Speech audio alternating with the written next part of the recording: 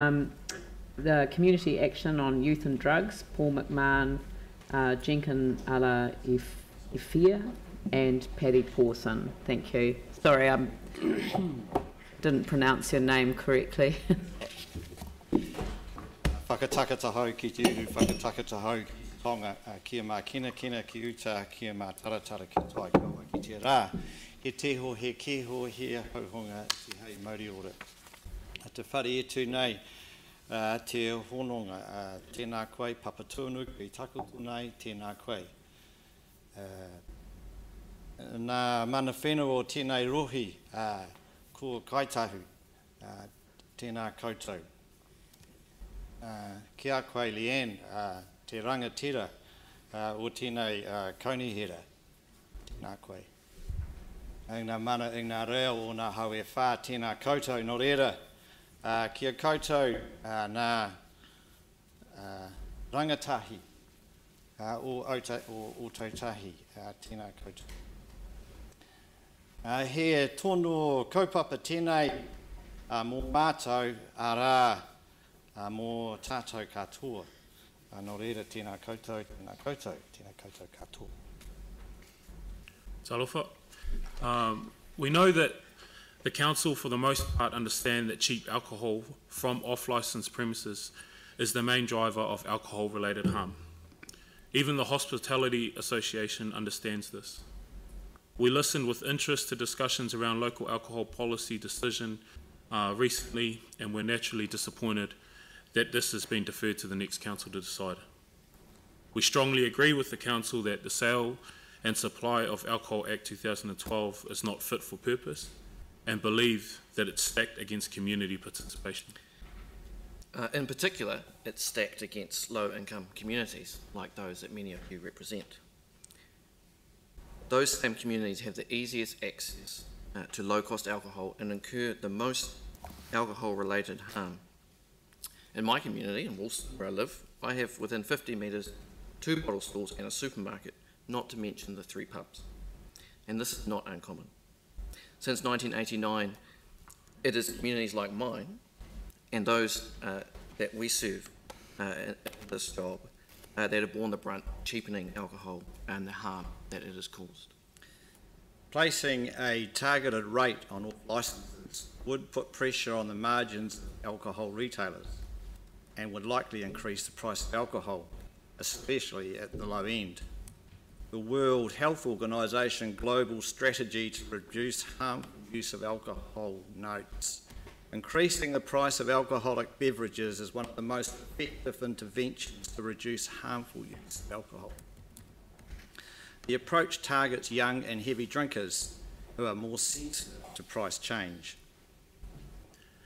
The measure that we are suggesting would certainly go towards the aim of the Christchurch Alcohol Action Plan and set a bold new direction with a focus on non-regulated drinking environments.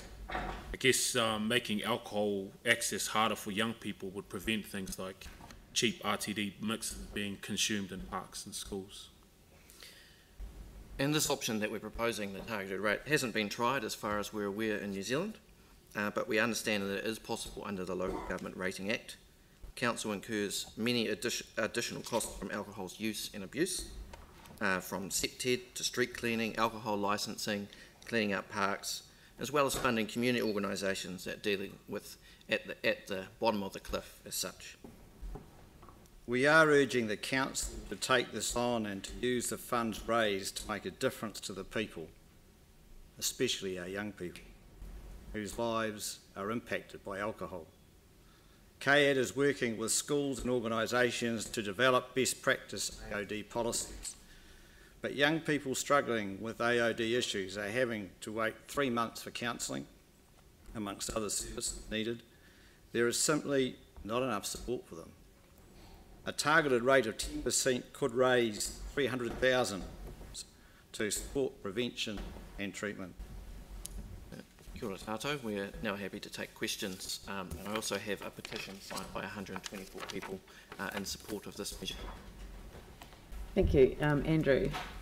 Thank you. Council's concern, as I understand it, certainly from our discussions around the local alcohol policy, is around proliferation and density of bottle stores selling particularly cheap liquor and particularly in low socioeconomic areas. I'm interested in two things about your proposal. First of all, how it would specifically target the cheap liquor rather than all liquor.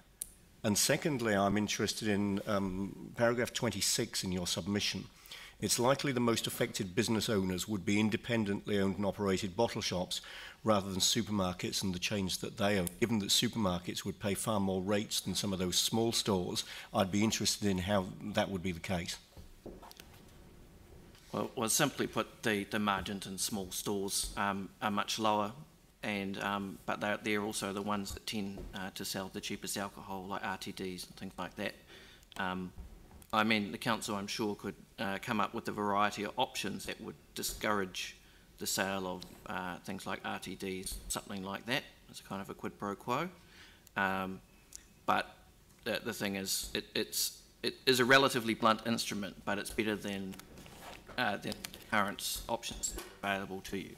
And this is an option that we really think is worth trying. Phil? Thank you very much for your submission. It's a very important area for us as a council, as you know. I just, and I have to say I admire you for including around the targeted rate that you would also include the supermarkets, because that's where I guess all of us, to be honest, get our cheaper wine or whatever we're buying. So I'm just wondering, would you anticipate, though, that in taking on including the supermarkets, that in fact there might be some reaction to that? Well, of course there's going to be a reaction, because they're going to take on a cost, but they always have the option of not selling alcohol. Thanks, Paul. Yep. And have you had any advice on the legality of us charging a rate for? Only informally. We don't have a legal opinion. We're not really that well resourced. We're just a small community organisation.